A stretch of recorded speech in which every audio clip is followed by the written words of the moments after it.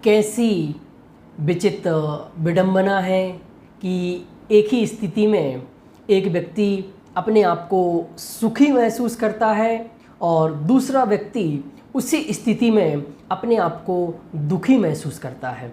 एक व्यक्ति अपने आप को परिपूर्ण महसूस करता है, एक व्यक्ति अपने आप को कमज़ोर कमी महसूस करता है। इस प्रकार की स्थिति थी रूपमती और विवेक कुमार की, जो कल हमने देखा था कि सचमुच हमें वस्तु को नहीं मात्र अपनी दृष्टि को बदलना है, और दृष्टि बदलते ही, नज़र बदलते ही, नज़रिया बदलते ही पूरी सृष्टि बदल जाने वाली है। बाहर सृष्टि में कुछ नहीं बदलना है।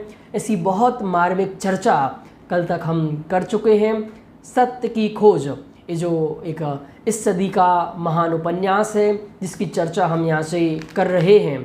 कल तक हमने देखा था विवेक और रूपमती विवेक कुमार को महात्मा जी के पास ले जाती है, पर महात्मा जी को केस थोड़ा समझ में आता नहीं दिखता है। तो वो कहते हैं, बेटा तुम 3 दिन बाद आना और 3 दिन बाद हम तुमसे बातचीत करेंगे।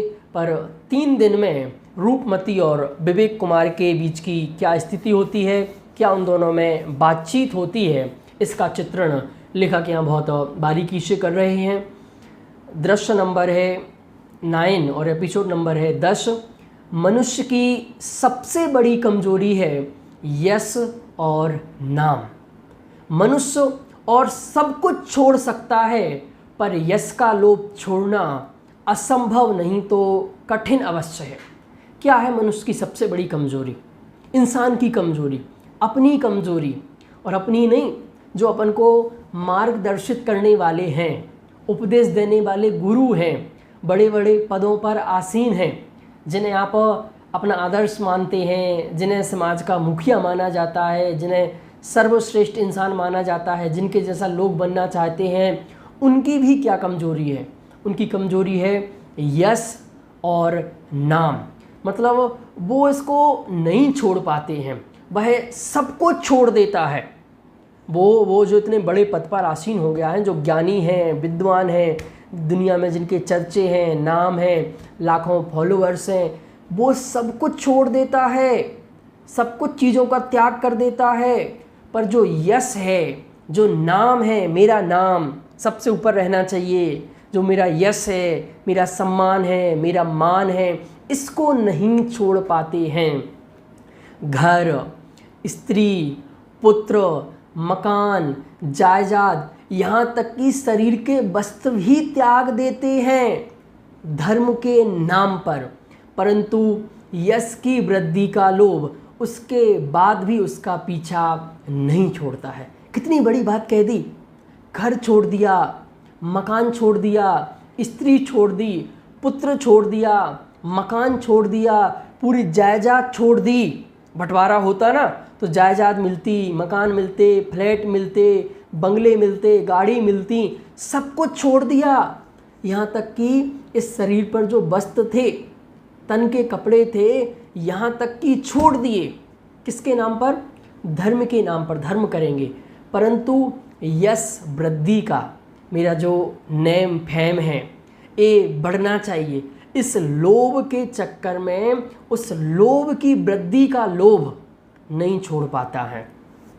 यदि गृहस्थ जीवन में वह बड़ा गृहस्थ, बड़ा सेठ, बड़ा पंडित, बड़ा नेता, बड़ा समाज सुधारक बनना चाहता है, तो साधु बनने पर वह बड़ा महात्मा बनने का लोभ नहीं छोड़ पाता है। जिस प्रकार नॉर्मल में है कि गृहस्थ बनेगा तो कैसा गृहस्थ? बड़ा गृहस्थ। सेठ बनना है तो कैसा सेठ? बड़ा सेठ, जिसमें मुझे पूरी दुनिया जाने, मैं पूरी दुनिया में मेरा नाम हो। पंडित हो तो कैसा? कि हम एकांत चित्त से स्वाध्याय करें, अध्ययन करें, ऐसा पंडित बनना है कि मुझे पूरी दुनिया जाने, मेरे लाखों फॉलोअर्स हों, मेरे लाखों लोग प्रवचन में आने वाले हों, ऐसा पंडित बनना है। नेता कैसा बनना है? लोगों की सेवा करने वाला, कि हमें ज़्यादा लोग जाने, मेरा नाम बड़ा हो। समाज सुधारक भी बनना है तो समाज की सुधार करने वाला, समाज की सेवा करने वाला बनना है कि बड़ा समाज सुधारक। उसी प्रकार साधु बनने पर भी हमें जो साधु की डेफिनेशन हमने देखी थी, वहाँ से हटके बड़ा महात्मा, बड़ा साधु बनने का लोभ नहीं छोड़ पाता। उपाधियाँ वहाँ भी लगी रहती हैं, उनके टाइटल भले ही बदल जाएं, वहाँ उपाधियाँ नए अलग प्रकार की, टाइटल बदल जाते हैं, नए नए प्रकार की उपाधियाँ आ जाती हैं, पर देखो पूरा बैनर उपाधियों से, नाम के आगे 10-10 उपाधि, नाम के आगे, नाम के पीछे, ऊपर नीचे, जहाँ जहाँ लग सकती हैं उपाधि उपाधि। बड़प्पन का भाव मान का ही दूसरा रूप है। क्या कह रहे हैं? देखो, बड़प्पन सहज यश होना, जैसे तीर्थंकरों का सहज यश है, तो वो बड़प्पन के लिए नहीं है, उन्हें उससे कुछ मतलब नहीं है, उससे उन्हें पाप का बंध भी नहीं होता।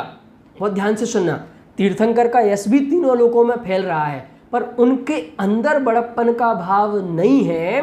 सहज भाव से सा यशस कीर्ति नाम का उदय है, तो सहज फैलता है, तीनों लोकों में जय जयकार होती है, पर उनके अंदर रंच मात्र भी ऐसा भाव नहीं है कि मेरा नाम सबसे ऊपर लिखा जाए, मेरी जय जयकार हो, मेरे आगे टाइटल लगा जाए। जो उनके अंदर क्वालिटी है वो सहज उनके नाम आ जाते हैं। वैसे यहाँ कह रहे हैं बड़प्पन का भाव, जो मेरे अंदर ये भावना पड़ी है कि मैं बड़ा दिखूं, बड़ा दिखूं, छोटे बड़े की भावना ही मान का आधार है। तो जो मैं बड़ा बन जाऊं, बड़ा हो जाऊं, यह मान है, मान का ही दूसरा नाम है। जो बड़ापन बड़ापन बड़ापन है, ये मान का ही दूसरा नाम है। यदि मान ना हो तो मनुष्य को यही मोक्ष प्राप्त हो जाता। कितनी बड़ी शास्त्रों में बात लिखा है, शास्त्र का वाक्य है। अगर इस धरती पर मान नहीं होता तो इंसान को यही मोक्ष हो जाता। पर ये मान ऐसा है कि जीव को कुछ भी नहीं करने देता है, कहीं का नहीं रहने देता है। पर मान के खातिर वह आखिर क्या नहीं करता, छल कपट करता, छल कपट करके अपनी सिद्धि कराना चाहता है, अपनी प्रसिद्धि कराना चाहता है। जब उसमें कोई बाधक बनता है तो उस पर क्रोध करता है। जिन विषय कसायों को छोड़ने के लिए वह घरबार छोड़कर साधु बनता है, यश के लोभ के चक्कर में उन्हीं क्रोध, मान, माया आदि के चक्कर में पड़ जाता है। तभी तो लोभ को पाप का बाप कहा जाता है। देखो कि सब कुछ छोड़ के कि हम कसायों का त्याग करेंगे, पापों का त्याग करेंगे और घर गृहस्थी में रहते हैं तो ये क्रोध कसाएं हो जाती हैं, पाप हो जाते हैं, इसलिए साधु बने थे कि यह सब नहीं हो। पर वहाँ साधु पद में भी जो एक यश का लोभ है, एक लोभ ने वापस फिर से सारे पाप रिवर्स करा दिए। बैक गियर में गाड़ी जाने लगी, फिर से सारी कसाएं वापस होने लगीं। जो यश की पूर्ति करना चाहता है, यश नहीं मिलता है तो छल कपट करता है, मायाचारी करता है, माया कसाय करता है, और अगर नहीं चलती है तो गुस्सा करता है और यश के लोभ के लिए उसे चीज़ें जोड़नी पड़े, धन का संग्रह करना पड़े, पब्लिक का संग्रह करना पड़े, सामग्री का संग्रह करना पड़े, तो करता है। किस लिए? वो यश का लोभ। महात्मा जी भी बड़े महात्मा बनने के चक्कर में इन सब झंझटों में पड़ गई। रूपमती तो अपनी समस्या महात्मा जी पर छोड़कर प्रसन्न वदन घर चली गई। विवेक भी अपने कलेजे को थामे उसके पीछे पीछे चला गया, पर महात्मा जी को रात में नींद नहीं आई। रूपमती की जो चिंता थी वो महात्मा जी के ऊपर छोड़कर चली गई। पर महात्मा जी को तो बड़ा महात्मा बनना है ना, तो बड़े बड़े लोगों के केस सुलझाने पड़ेंगे, जो उल्टे उल्टे सीधे काम है वो सब करने पड़ेंगे, तभी तो उनकी प्रसिद्धि बढ़ेगी। तो रूपमती तो बिल्कुल अपनी चिंता महात्मा जी के ऊपर छोड़कर चली गई और विवेक कुमार भी चला गया, पर महात्मा जी को नींद नहीं आई। वे सोचने लगे जब तक इसके पति को प्रभावित नहीं किया जा सकेगा तब तक काम नहीं बनेगा। सचमुच ये प्रभावित करना चाहती हैं। सचमुच हमारे दिगंबर मुनिराज, हमारे दिगंबर साधु, बीतरागी संत किसी को प्रभावित नहीं करना चाहते हैं, ना किसी से प्रभावित होते हैं, ना किसी को प्रभावित करते हैं, उनकी तो परिभाषा में ही शामिल है। जो अप्रभावित रहकर पूरी दुनिया को जान सकें और पूरी दुनिया को जानकर अप्रभावित रह सकें, उन्हें कहते हैं भगवान। और उनके पथ पर चलने वाले हमारे वैसे ही मुनिराज, जो किसी को प्रभावित करना नहीं चाहते हैं, किसी को प्रभावित करना नहीं चाहते हैं, इसके बावजूद भी पूरी दुनिया उनसे प्रभावित होती है। बहुत पॉइंट सुनना। और जो प्रभावित करना चाहते हैं उनसे कोई प्रभावित नहीं होता। तो ये महात्मा जी भी विवेक को प्रभावित करना चाहते थे। वो जानते थे जब तक इसका पति विवेक कुमार प्रभावित नहीं होगा, हमारा काम नहीं बनेगा, क्योंकि दिखता तो संपन्न है, यदि प्रभाव में आ गया तो मेरे नाम पर संस्थापित आश्रम के विस्तार में इससे बहुत बड़ा सहयोग मिल सकता है। इसके पीछे महाराज की क्या थीम है? इसके पीछे महाराज की थीम यह है कि ये आदमी बहुत संपन्न दिखता है, बहुत पैसे वाला दिखता है। अगर एक बार हमारी गिरफ्त में आ गया, एक बार हमसे प्रभावित हो गया, तो मेरे नाम पर ये जितना बड़ा संस्थान चलता है ना, तो इसके विस्तार में, इसको और बड़ा करने में इसकी मदद मिल सकती है, इसका बहुत बड़ा सहयोग मिल सकता है। यद्यपि इसको प्रभावित करने के लिए कुछ ना कुछ करना होगा, तथापि इसके द्वारा जो धर्म प्रचार होगा उससे मेरा नाम चारों ओर फैल जाएगा। फिर महात्मा जी सोचते हैं कुछ ना कुछ तो इसको प्रभावित करने के लिए करना पड़ेगा, क्योंकि इसके माध्यम से जो हमें सहयोग मिलेगा, इसके माध्यम से जो हमें धनराशि मिलेगी, इसके माध्यम से हमारा जो प्रचार होगा, इससे मेरा नाम चारों दिशाओं में फैल जाने वाला है। इसलिए इसके लिए कुछ ना कुछ तो बहुत बड़ा मुर्गा हाथ में लगा है, तो इसको ऐसे हाथ में नहीं छोड़ना है। यदि थोड़ा बहुत छल कपट मुझे करना भी पड़े तो वह धर्म के लिए तो होगा। महात्मा जी अपने अंदर ही अंदर सोच रहे हैं कि अगर इस काम के लिए मुझे अगर थोड़ा बहुत कुछ छल कपट भी करना पड़े तो मैं धर्म के लिए ही तो कर रहा हूँ, ऐसा महात्मा जी सोच रहे हैं। 3 दिन का समय मिल गया है। इन दिनों का सदुपयोग करके किसी प्रकार उसके गांव का पता लगाकर उसकी 2-3 पीढ़ियों का परिचय प्राप्त करना चाहिए, तभी इसको प्रभावित किया जा सकता है। वहाँ मेरा जाना तो संभव है नहीं, अतः किसी विश्वस्त व्यक्ति को वहाँ बेचकर सब जानकारी प्राप्त करनी चाहिए। महात्मा जी ने क्या तरकीब सोची कि इसके गांव का नाम पता करो और गांव में किसी एक व्यक्ति को, अपने विश्वस्त व्यक्ति को भेजो जो महाराज का विश्वसनीय हो, और उसके माध्यम से इसके 2-4 पीढ़ियों के नाम पता कराओ, इसके घर की कुंडली पता कराओ, इसकी हिस्ट्री पता कराओ। आजकल की मार्केटिंग है ना, ये Google, Facebook, YouTube, Flipkart, Amazon, ये कैसे आजकल माल सेल कर रहे हैं, ये ऐसे सेल कर रहे हैं कि आप यूट्यूब पर जाकर क्या देखते हैं, आप फेसबुक पर जाकर किस प्रकार की वीडियोस देखते हैं, वैसा ही अमेज़न आपको माल दिखाएगा, वैसा ही फ्लिपकार्ट आपको माल दिखाएगा। उसी प्रकार के आपको ऐड आएंगे। आपको यूट्यूब पर किस प्रकार के ऐड आएंगे? जिस प्रकार का आपका माल पसंद है, वो आपकी हिस्ट्री वो वहाँ सब जाती है। आप मोबाइल में जो जो देखते हैं, जो जो करते हैं, जिस जिस प्रकार का मैसेज भेजते हैं, सारी हिस्ट्री उनके पास जाती है और वहाँ से फिर वो मार्केटिंग करते हैं। ऐसे ही महात्मा जी तो बहुत पुरानी ट्रिक है। महात्मा जी ने भी कहा कि इसके गांव से इसकी थोड़ी बहुत जानकारी इकट्ठी कराओ, जब इस फिर मैं बताऊंगा, बोलूँगा तो अपने आप प्रभावित हो जाएगा। यहाँ महात्मा जी चिंतामग्न हो रहे थे, पर वहाँ रूपमती तो निश्चिंत हो सो गई थी, किंतु विवेक अवश्य नहीं सो पा रहा था। महात्मा जी को नींद नहीं आ रही थी, रूपमती बिल्कुल निश्चिंत होकर सो गई थी और विवेक को भी नींद नहीं आ रही थी। विवेक को भी एक चिंता हो गई थी। विवेक सोच रहा था कि अब बात बहुत आगे बढ़ती जा रही है, समझ में नहीं आता कि महात्मा जी के प्रभाव से रूपमती को कैसे उबारा जाए। मतलब विवेक की चिंता बढ़ती जा रही थी कि कहीं रूपमती महात्मा जी के दलदल में फंस ना जाए। विवेक की परेशानी महात्मा जी की असंगत बातों को तर्क की कसौटी पर कसकर अनर्गल साबित करने की नहीं। विवेक की समस्या यह नहीं थी कि मैं महात्मा को गलत साबित कर दूं, वो तो 1 मिनट में कर सकता था, पर उसको यह नहीं करना था, बल्कि यह थी कि किस विधि से यह काम संपन्न किया जाए जिससे रूपमती का श्रद्धालु चित्त आहत ना हो और सत्य उसकी समझ में आ जाए। विवेक कुमार की चिंता क्या थी कि रूपमती को सत्य समझ में आ जाए, इसका चित्त भी आहत नहीं हो, इसको दुख भी नहीं हो, इसको कोई दिक्कत भी नहीं हो, दुख तकलीफ भी नहीं हो, और जो सत्य बात है यह इसको समझ में आ जाए, फिर उसको जो करना हो वो करे। क्या विवेक कुमार की क्या चिंता है कि जैसे जो ज्ञानी व्यक्ति होता है ना, उसकी चिंता इतनी होती है कि वो अपने बेटा को, अपने परिवार वालों को, अपने शिष्यों को बस सत्य समझाना चाहता है। फिर तुम्हें जो, क्योंकि सत्य एक बार अगर समझ में आ गया तो फिर आप कोई भी गलत काम नहीं कर सकते। और जब तक सत्य समझ में नहीं आया तो आप उसको कितना बांध के रखें, कितना कुछ कर लें, वो रुकने वाला नहीं है। नारी सहज श्रद्धामयी भावना प्रधान प्राणी है।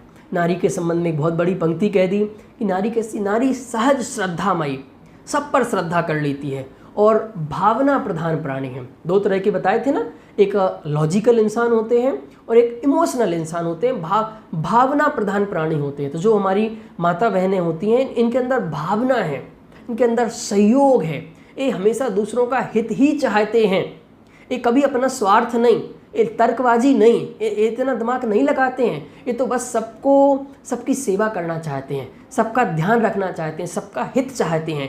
ऐसी होती हैं नारियाँ। उसे भावना के स्तर पर प्रभावित करना होगा। अब विवेक कुमार को समझ में आया, अभी तक मैं जो लॉजिक से काम कर रहा था, तर्कों से काम कर रहा था, इससे काम नहीं होगा, मुझे भावना के स्तर पर रूपमती को प्रभावित करना होगा।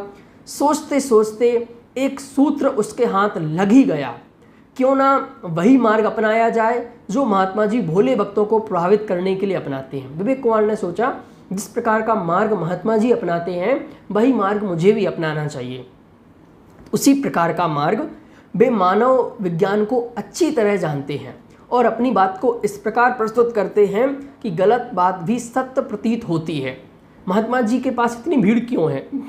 आप कह सकते हैं वो साइकोलॉजी समझते हैं, वो मानव मनोविज्ञान समझते हैं कि मनुष्य को कैसी बात कही जाएगी तो वो मान जाएगा। और उनका जो प्रस्तुतिकरण है, क्योंकि गलत बात भी अगर बहुत अच्छे से कही जाती है तो वो आज स्वीकार हो जाती। आज का ज़माना ऐसा है कि मधु जी, हम आपको बहुत अच्छी चीज़ जो शुद्ध सात्विक है और अगर उसकी पैकिंग अच्छी नहीं है और दूसरी चीज़ जिसके अंदर गलत गलत सामान भरा हुआ है, जो आपके स्वास्थ्य के लिए बहुत ज़्यादा हानिकारक है, अनहेल्दी फूड है और उसकी पैकिंग बहुत बढ़िया है, उसका एड बहुत बढ़िया आता है, तो निश्चित कह रहा हूँ मैं 99% लोग जो अच्छी चीज़ है ना, हेल्दी चीज़ है, उसको रिजेक्ट कर देंगे क्यों? उसकी पैकिंग अच्छी नहीं है। और जो अनहेल्दी है पर उसकी पैकिंग अच्छी है उसको एक्सेप्ट कर लेंगे। क्यों? आज की दुनिया पैकिंग पर जा रही है, एड पर जा रही है, मार्केटिंग पर जा रही है, प्रस्तुतिकरण पर जा रही है। तो वे मानव मनोविज्ञान को अच्छी तरह जानते हैं और अपनी बात को इस प्रकार प्रस्तुत करते हैं कि गलत बात भी सत्य प्रतीत होती है। जब वे अपने प्रस्तुतिकरण के इस अनोखे ढंग से असत्य बात भी गलत उतार देते हैं तो मैं क्या अपनी सत्य बात भी नहीं समझा सकता हूँ? विवेक कुमार सोच रहा है, जब महात्मा जी अपने इस वक्तव्य कला से, अपने प्रस्तुतिकरण से गलत बात भी लोगों के चित्त में सही तरीके से प्रस्तुत कर देते हैं कि बिल्कुल सही है, तो मेरे पास जो सत्य बात है, सत्य माल है, क्या मैं उसको नहीं मनवा सकता हूँ? जब एक सामने वाला व्यक्ति असत्य बात को सत्य मनवा देता है तो मैं क्यों नहीं मनवा सकता हूँ? दूसरों के हृदय तक अपनी बात पहुँचाने में प्रस्तुतिकरण का एक अपना अलग ही महत्व है। गलत प्रस्तुतिकरण सत्य को भी विकृत कर देता है, अतः वस्तु की सत्यता के समान ही प्रस्तुतिकरण का महत्व भी कम नहीं है। कितनी बड़ी बात कह दी। अगर प्रस्तुतिकरण आज के समय में गलत हो तो सत्य बात भी असत्य जैसी लगने लगती है, उसे लोग एक्सेप्ट नहीं करते हैं। और अगर प्रस्तुतिकरण बढ़िया हो, अच्छा हो, तो कोई भी बात लोग एक्सेप्ट कर सकते हैं, कर लेते हैं। हम देखते हैं ना, तो वस्तु की सत्यता के समान उसका प्रस्तुतिकरण भी बहुत महत्व रखता है। यह हमें सीखना है, यह हमें समझना है, क्योंकि हमें भी अपने आसपास के लोगों को, अपने बच्चों को, अपने परिवार के लोगों को यह बात समझानी है। दूसरों के अविदित रहस्यों को प्रकट कर जिस प्रकार वे लोगों को प्रभावित करते हैं, मैं भी उसी विधि से उनके अज्ञान एवं ज्ञान के प्रदर्शन को संयमित एवं अनुत्तेजित उत्तेजित नहीं होऊंगा, रहकर रूपमती के समक्ष प्रकट करने का यत्न करूंगा। जैसे महात्मा जी क्या करते हैं, अविदित रहस्य, कि जिसे वो जानते ही नहीं थे, जिसके बारे में उन्हें कुछ पता नहीं था। जैसे मुझे आपके बारे में आपके पापा का नाम पता नहीं, आपकी 10 पीढ़ी के नाम पता नहीं, और भी सब चीज़ें। आपको क्या लगता है सर को कैसे पता? पर मैंने किसी से इकट्ठा करके आपकी पूरी जानकारी इकट्ठी कर ली और फिर मैं आपको बताऊं तो आपको तो क्या लगेगा, ओहो सर कितने अवधि ज्ञानी हैं, सर तो सब बातें जान जाते हैं, ये पंडित जी तो कितने बड़े ज्ञानी हैं, मेरे बारे में सब जान लेते हैं। और बिल्कुल उत्तेजित नहीं होकर, कुल संयम के साथ, शांति के साथ यह सब बातें मैं अपनी प्रकट करूँगा।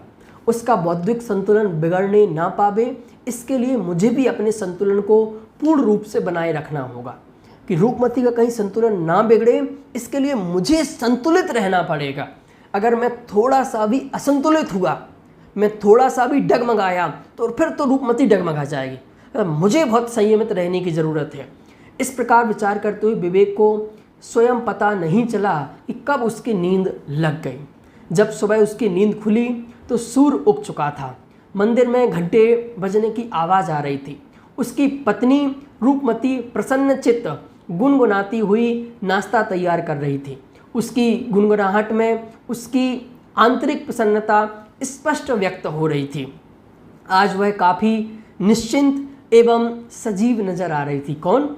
रूपमती। बिल्कुल निश्चिंत और बिल्कुल सजीव, बिल्कुल जीवंत नजर आ रही थी। बहुत दिनों बाद आज वह एकदम स्वस्थ थी। और कैसी थी? बिल्कुल स्वस्थ। उसके चेहरे पर कहीं कोई थकावट नहीं, बिल्कुल प्रसन्नता ही दिख रही थी।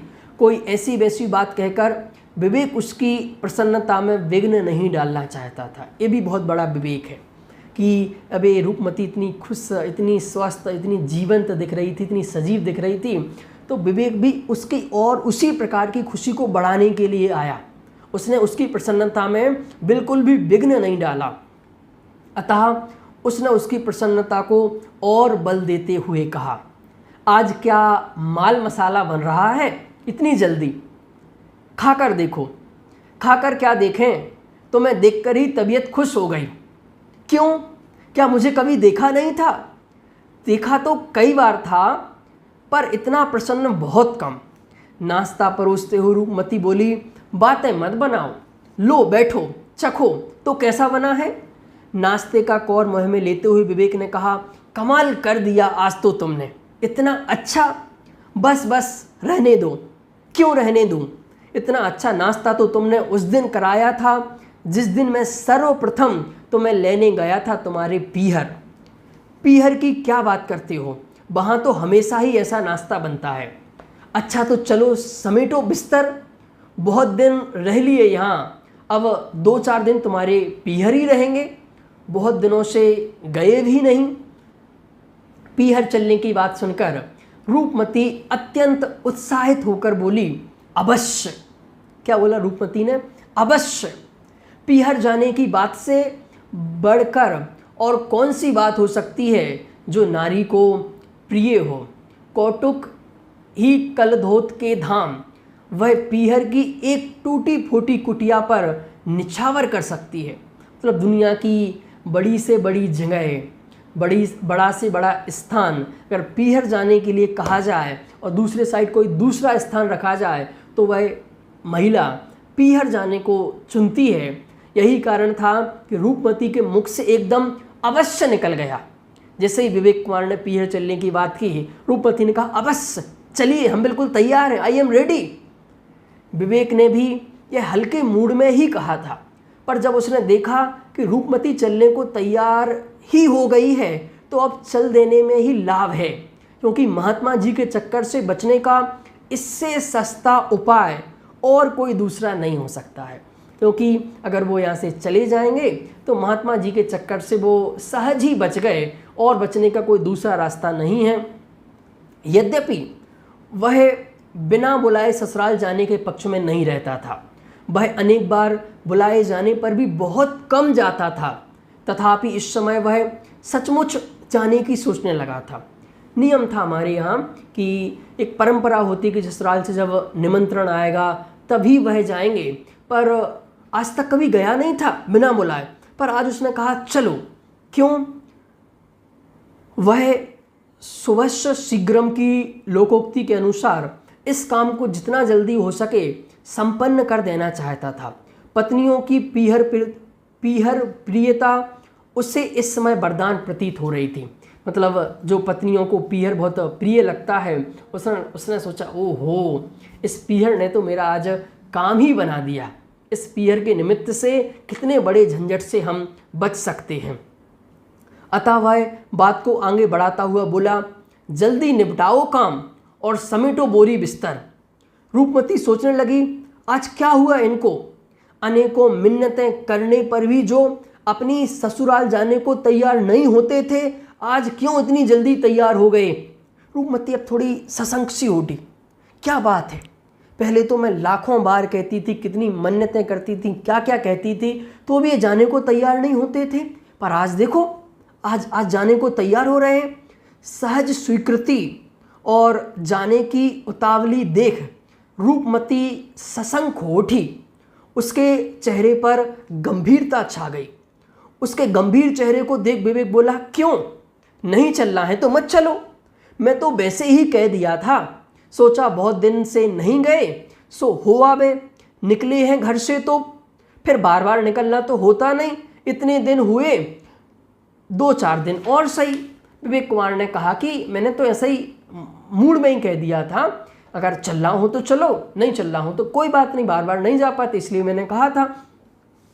रूपमती को लगा कि उसकी गंभीरता को विवेक ने उसकी पीहर के प्रति अरुचि समझी, अतः उसने सफाई देते हुए कहा, नहीं, पीहर जाना किसे अच्छा नहीं लगता, कौन स्त्री पीहर जाना नहीं चाहती, पर आज तो अभी आज ही चलने को कहने लगे। आपको पता नहीं, परसों तो बाबा जी के पास चलना है, उन्होंने 3 दिन बाद बुलाया था ना, भूल गए। रूपमती को वापस वही बाबा जी वाली बात याद आ गई कि आप पीहर जाने की कह रहे हैं और 3 दिन बाद यहाँ पर बाबा जी ने समय दे रखा है, बाबा जी ने बुलाया है मीटिंग के लिए। यद्यपि विवेक को सब कुछ याद था, क्यों, विवेक तो उससे बचाना चाहता था, उनसे बचने के लिए ही तो वह पीहर की भावना उभार कर निकल भागना चाहता था। फिर भी वह भोला बनते हुए बोला, हाँ, मुझे तो याद ही नहीं रहा था, पर महात्मा जी क्या कर देंगे? आश्चर्य व्यक्त करती हुई रूपमती बोली, कैसी बातें करते हो? उस दिन आपने देखा नहीं था कि वे बिना परिचय के ही तुम्हें पहचान गए थे, और मेरे मन की जो बात तुम इतने करीब रहकर भी आज तक नहीं जान पाए थे, वे पल भर में ही बिना कहे जान गए थे। बहुत सी बातें ऐसी ही होती हैं जिन्हें नारी जवान पर नहीं ला सकती। कैसे कहें ऐसी बातें, पर वे तो अंतर्यामी हैं, सब जान गए। रूपमती ने वह पुरानी घटना फिर से पूरी याद की। हाँ हाँ, जान तो गए, भोला बनते हुए विवेक ने कहा।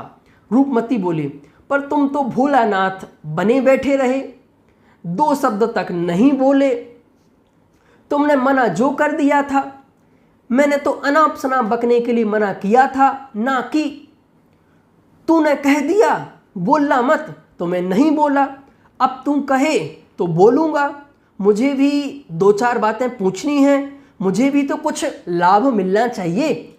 श्रद्धा रखोगे तो अवश्य मिलेगा, लाभ मिलेगा तो श्रद्धा क्यों नहीं रखूँगा? तो ठीक है, पूछना, अवश्य पूछना, पर एक बात है, तुझे चुप रहना होगा। क्यों? तूने अपनी बातें कहीं तब मैं चुप रहा, जब मैं पूछूं तब तू चुप रहना। अच्छा बाबा, रहूंगी, वचन दे दिया। ऐसे नहीं, कैसे? हाथ पर हाथ रख कर। हाँ हाँ, हाथ पर हाथ रख लो, जब एक बार रख दिया तो दोबारा रखने में क्या है? रूपमती की प्रसन्नता और बढ़ गई थी, क्योंकि उसने विवेक में महात्मा जी के प्रति श्रद्धा उदित होती अनुभव की थी। इससे वह महात्मा जी द्वारा प्रदत्त मंत्र का ही प्रभाव समझ रही थी। विवेक कुमार थोड़ा भोला बनते हुए इस प्रकार की सारी बातें कर रहा था कि मुझे भी कुछ महात्मा से बातचीत पूछनी है, मुझे भी उनसे मिलना है। तो रूपमती को लगा अब तो इनमें श्रद्धा व्यक्त हो गई है, श्रद्धा प्रकट हो गई है। विवेक भी कुछ खुश था, क्योंकि उसने भी महात्मा जी से अगली मीटिंग के समय रूपमती का चुप रहना और खुद का बोलना सहज स्वीकार करा लिया था। विवेक भी खुश था, क्योंकि जो विवेक कुमार चाहता था कि भैया रूपमती नहीं बोले, अब वहाँ मैं ही बोलूँगा और अपने हिसाब से केस को हैंडल करूँगा, और रूपमती शांत रहेगी तो फिर मैं अपने हिसाब से बाबा जी को, अपनी बात के अकॉर्डिंग बाबा जी को ले जाऊँगा। तो दोनों बहुत खुश थे। रूपमती भी खुश थी कि विवेक चलने को तैयार है और उनके अंदर महात्मा जी के प्रति श्रद्धा प्रकट हो रही है, और विवेक भी खुश था कि अब रूपमती शांत रहेगी, मुझे बोलने का मौका मिला है, मैं अपने प्रकार से कार्यक्रम को हैंडल करूंगा। इतनी बातचीत हो गई है। अब कल वहाँ दोनों जाएंगे और महात्मा जी के पास क्या बातचीत होती है, क्योंकि महात्मा जी भी 3 दिन से साधना कर रहे हैं, 3 दिन से मेहनत कर रहे हैं, और यहाँ भी इन दोनों के बीच में बातचीत हो गई है। और अब रूपमती को कुछ बोलना नहीं है, विवेक को ही सारी बातचीत करनी है महात्मा जी के पास। तो विवेक केस को कैसा हैंडल करता है, कहाँ ले जाता है, एक विवेकी व्यक्ति कैसी टेक्निक अपनाता है, यह सब बातें हमें कल देखने सुनने मिलेंगी। कल का एपिसोड जरूर सुने। सभी के लिए सादर जय जिनेंद्र।